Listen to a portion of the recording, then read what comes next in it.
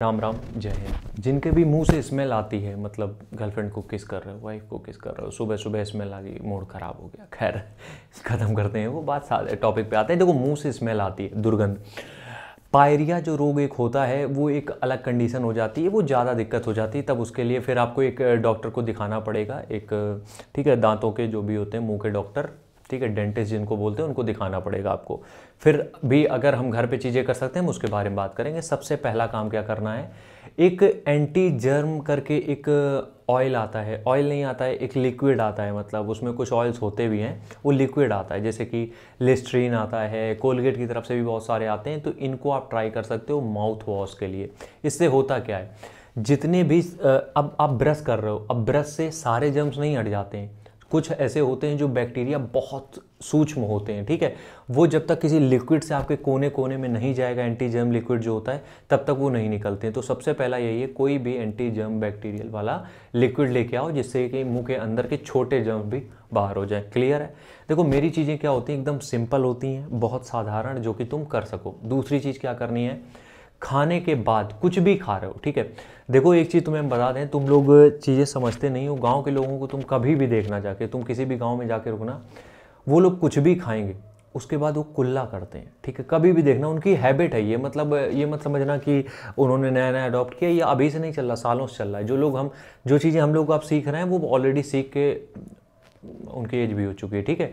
क्या करते हैं वो लोग, कुछ भी खाएंगे, हम कह रहे अगर एक पैकेट बिस्कुट भी खाया है तो उसमें भी वो कुल्ला करते हैं। इससे होता क्या है, बहुत अच्छी हैबिट है ये।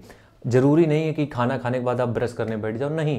क्या करना है, जब भी कुछ भी खा रहे हो, मुंह में गार्गल करना है, कुल मिला के, गार्गल भी नहीं, एक तरीके से पानी को घुमाना है, बाहर फेंक देना है, ख़त्म बात। इससे क्या होगी, मुंह की सफाई हो गई, कोई भी टुकड़ा दांतों में या शरीर किसी भी मुंह के किसी भी पार्ट में चिपका ना रहे, जो जाके बाद में दिक्कत देता है, जिसकी वजह से स्मेल आती है, ठीक है। तो दूसरा काम ये करना है। तीसरा काम क्या करना है, जब आप ब्रश करते हो, अब ब्रश कर रहे हो, बहुत सारे ऐसे ब्रश आ चुके हैं जो कि पूरे मुंह में पहुंच जाते हैं, लेकिन हम एक चीज़ को मिस कर देते हैं, वो होती है माउथ की रूफ, ऊपर की तरफ। अब ऊपर की तरफ बहुत ज़्यादा नहीं करना होता है, लेकिन एक बार आप एक दो बार ब्रश अगर ऊपर घुमा दोगे तो पूरा मुंह क्लीन हो जाता है, ठीक है।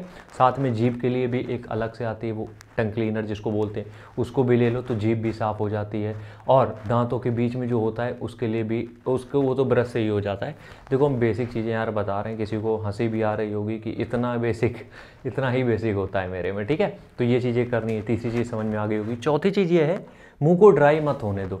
होता क्या है कि बहुत देर, अगर ये दिक्कत उनके साथ खासकर बहुत होती है जो लोग तंबाकू खाते हैं या सिगरेट पीते हैं, मुंह अगर आपका ड्राई हो गया है अंदर से, समझना बात में, अगर मुंह में अंदर कोई भी लिक्विड नहीं रहा है, मतलब कि अपना नेचुरल सलाइवा बनता ही रहता है, ठीक है, वो सलाइवा बनना अगर बंद हो गया या कम हो गया, उसकी वजह यही हो सकती है कि आप तंबाकू खा रहे हो या सिगरेट पी रहे हो, इसकी वजह से मुंह सूख जाता है, तो स्मेल आने लगती है। तो मुंह को कभी भी ड्राई मत होने दो, सूखा मत होने दो, ठीक है। च्युइंगम लोग चबाते रहते हैं, उसका भी बेनिफिट मिल जाता है, ठीक है। अगली बात अगर हम यहाँ पे करें तो लौंग इलायची, एक बेसिक फॉर्मुलेशन होता है, लौंग इलायची का आप पाउडर बना के रख लो, और जब भी आप कुछ भी बाहर जा रहे हो, जो भी निकल, एक चुटकी पाउडर मुंह में डाल दिया, वो पूरे मुंह में घूमता रहेगा। एंटी बैक्टीरियल होता है, पहली बात तो कोई बैक्टीरिया जर्म्स नहीं लगेंगे। दूसरी चीज़ ये है कि मुंह से उतनी स्मेल नहीं आएगी, या किसी भी तरीके की स्मेल नहीं आएगी, ठीक है। आखिरी अगर हम यहाँ पे बात करें तो अपना जो ब्रश है वो बदलते रहो, जो टूथ ब्रश आता है। अब कई बार देखा होगा तुमने, बहुत से लोग हैं, हम भी करते थे पहले ऐसा, कि एक टूथ ब्रश आ गया तो वो जब तक उसका एक एक जो ब्रश होता है ना, वो एक एक निकल नहीं जाता है बिल्कुल, तब तक उसका यूज़ करते हैं हम लोग। मत करो ये, एक ब्रश को हार्डली 4 हफ्ते या 6 हफ्ते चलाओ, इसके ऊपर नहीं चलाना चाहिए।